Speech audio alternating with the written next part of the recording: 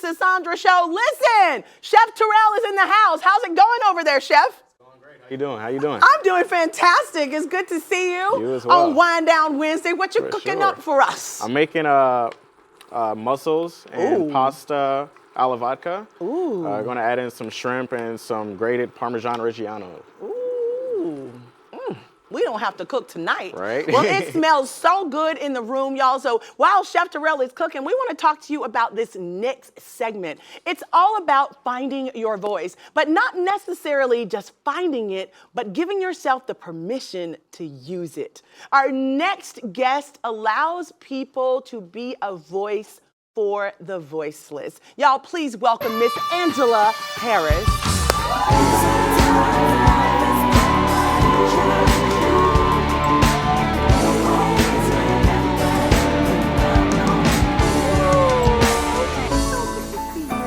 Have a seat. Well, hello, Miss Angela. Hi, Miss Sisaundra. How are you? I am doing so happy now that I am here. Well, we are happy that you are here. Y'all give it up for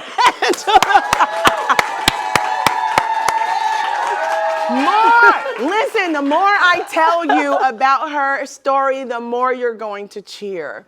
So listen, you're an overcomer of drug addiction and trauma.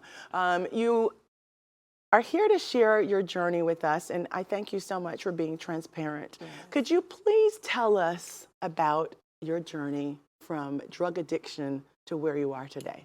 So I grew up in a very dysfunctional home where I was, touched by family members up until I was 15 years old.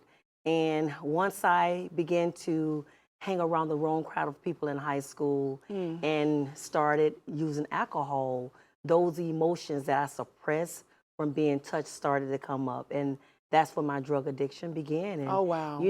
On the course of being on drugs for over 28 years.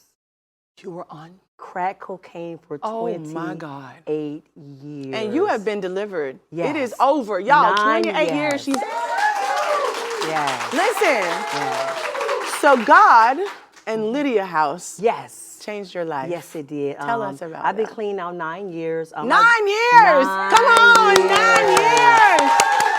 That's amazing! So, in 2014 was my last episode of being on drugs, and God had been calling out for me to get clean and sober, and, and the devil was there, come on, let's still get high. But God was on the right hand side saying, I got you, Angela. And I went to jail. I never thought I would go to jail after being not incarcerated for about 20-some years. Wow. And that was the only way for me to get clean and sober. Because you can't get the drugs in there, so you just go through that hard, Yes, and I went in there. I got connected with Lydia House.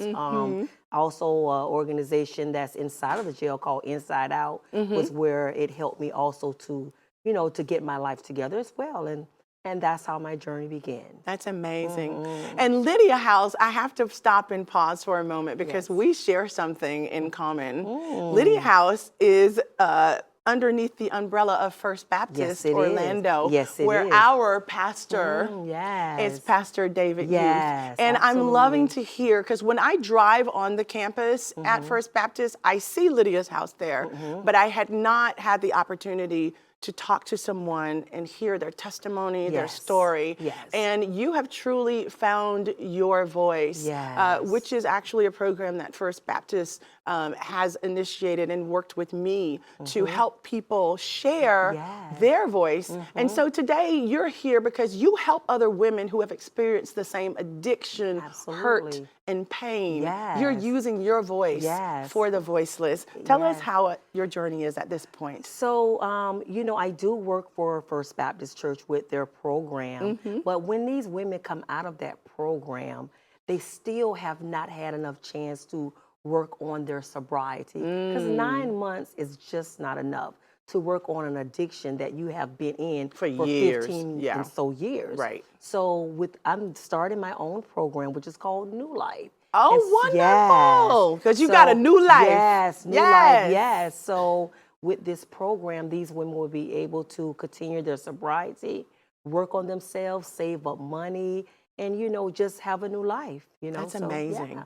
And could you tell us, the long-term services are needed for individuals even when they have completed a program. You need to have those long-term services. Is that something that your ministry will accommodate to make Yes. sure they have that long-term time with you? Absolutely. With my program, I'm going to still input in classes for women that have experienced, sexual molestation or had angry issues, women that have suffered from abortions. I mean, a Yes. lot of these ladies that are experiencing trauma have so many issues that they need to overcome. And so at New Life, I'm going to implement that into my program. Wow. So they can be successful like me. So, yeah. I love it. Now, Angela, Yes. could you tell us, how did you find your voice? We actually know your story, how you came through the addiction. What made you, and at what point did you decide, I'm going to do New Life?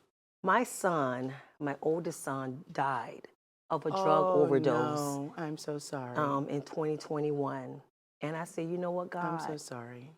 I want to do something that's going to help the next young lady whose kids are going to suffer because their mom is on drugs. Yes. And so Because it affects the whole it family. affects, even all of my boys, my drug addiction affected them. Wow. So when I lost him, I said, God, I want to do something to help change this narrative of the drug addiction. And that's that you're why doing. I am birthing New Life. I love it. It's a Yes. beautiful birth. Now, we have to go, but I have one question for you. What would you tell your younger self? I would have told my younger self to have gotten help when all of the trauma was going on. Because the trauma, if you do not get help for that, it will carry on as an adult. Yes. And I would have told my younger self to stop hanging around the wrong crowd of people. And that's it. And The that's company it. that you keep can Yes. certainly be very Yes. impactful on your life. Yes. So listen, we're going to keep some good company, but right now we're going to go. Y'all, oh! Don't you go nowhere. We'll be right back.